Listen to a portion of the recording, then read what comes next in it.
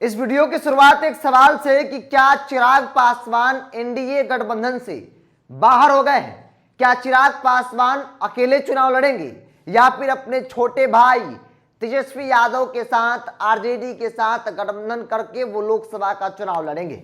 नमस्कार, the India top देख रहे हैं। मैं हूं आपके साथ बिरजू सिंह। भारतीय जनता पार्टी एनडीए के घटक दलों से नाराज चिराग पासवान ने ऐलान कर दिया है कि वो किस गठबंधन के साथ हैं। दरअसल चिराग पासवान वैशाली के एक जनसभा को संबोधित कर रहे थे और उस दौरान उन्होंने साफ साफ शब्दों में कहा कि वो किसी भी गठबंधन के हिस्सा नहीं है, बल्कि उनका गठबंधन, उनका तालमेल जनता के साथ है। चिराग पासवान का गठबंधन, चिराग पासवान का तालमेल सिर्फ और सिर्फ बिहार की जनता के साथ है। मतलब सीधे तौर पर चिराग पासवान ने यह खत्म कर दिया जो सवाल थे कि वो भाजपा के साथ है, वो एनडीए गठबंधन में है। तो सवाल बड़ा हो गया कि अब चिराग क्या करेंगे, चिराग कैसे उनकी आगे की राजनीति नैया जो है वो पार लगेगी? क्या 20 की तरह 24 में लोकसभा चुनाव में इस बार वो अकेले चुनाव लड़ेंगे?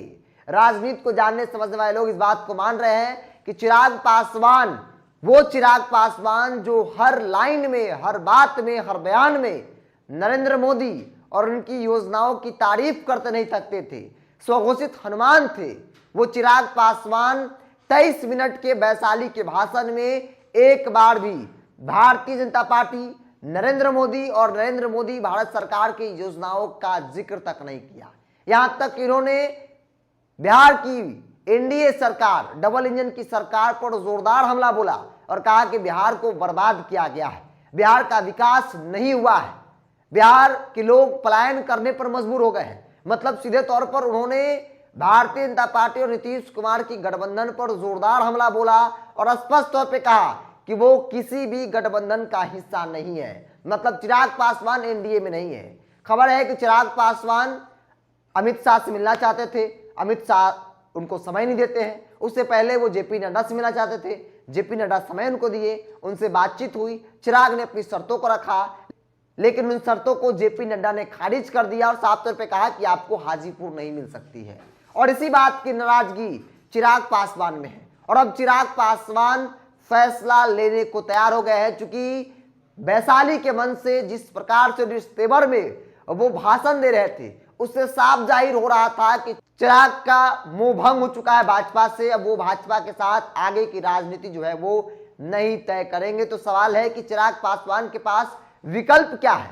विकल्प दो है जो राजनीति को जानने समझने वाले लोग मान रहे हैं। या तो 2020 विधानसभा चुनाव की तरह इस साल 24 में जो लोकसभा चुनाव होने हैं अकेले चुनाव लड़े, या फिर वो आरजेडी के साथ इंडिया गठबंधन में शामिल हो जाए और आरजेडी के साथ, कांग्रेस के साथ मिलकर चुनाव लड़े। जैसे कि चर्चा हर तरफ हो रही थी कि चिराग पासवान को अगर सम्मानजनक सीटें नहीं मिली, चिराग के मन मुताबिक सीटें नहीं मिली, तो फिर वो पाला बदल सकते हैं, पलटी मार सकते हैं, आरजेडी के साथ आकर वो चुनाव लड़ सकते हैं। और अब ये खुलकर दिखने लगा है, क्योंकि अब चिराग पासवान के तेवर, जो अपने आप को मोदी के हनुमान बताते हैं, वो भी अब उनके तेवर इस ओर इशारा कर रहे हैं कि वो आरजेडी के करीब है, वो किसी वक्त एनडीए गठबंधन से बाहर हो सकते हैं। क्योंकि उन्होंने तो यह कह दिया है कि वो किसी गठबंधन का हिस्सा नहीं है, उनका गठबंधन बिहार की जनता के साथ है। मतलब वो किसी गठबंधन का हिस्सा नहीं है, वो गठबंधन में शामिल होंगे नहीं होंगे आने वाला वक्त बताएगा। लेकिन परिस्थितियां ये बयां कर रही है, बयानबाजी ये बयां कर रहे हैं कि चिराग एनडीए में नहीं है, चिराग किसी वक्त जो है वो इंडिया ब्लॉक, इंडिया गठबंधन में शामिल हो सकते हैं। तो बड़ी खबर होगी, चूंकि आमतौर पे चिराग पासवान को लेकर हर तरफ चर्चा है कि वो छोड़ सकते हैं। लेकिन जब मुलाकात हुई थी जेपी नड्डा से तब कहा गया कि सब कुछ ठीक हो गया। लेकिन आज के बयानबाजी को अगर आप गौर करेंगे तो लगता ऐसा है कि सब कुछ ठीक अभी नहीं हुआ है और इसलिए चिराग पासवान अब कोई बड़ा फैसला ले लेंगे, वो आरजेडी के साथ चले जाए, वो अकेले चुनाव लड़ ले तो कोई बड़ी बात नहीं है। बहरहाल आपकी क्या राय है? आप अपनी राय को कमेंट बॉक्स में रखिए। अगर आप मेरे चैनल को यूट्यूब पर देख रहे हैं तो सब्सक्राइब कर लीजिए, फेसबुक पर देख रहे हैं तो पेज को लाइक और फॉलो कर लीजिए।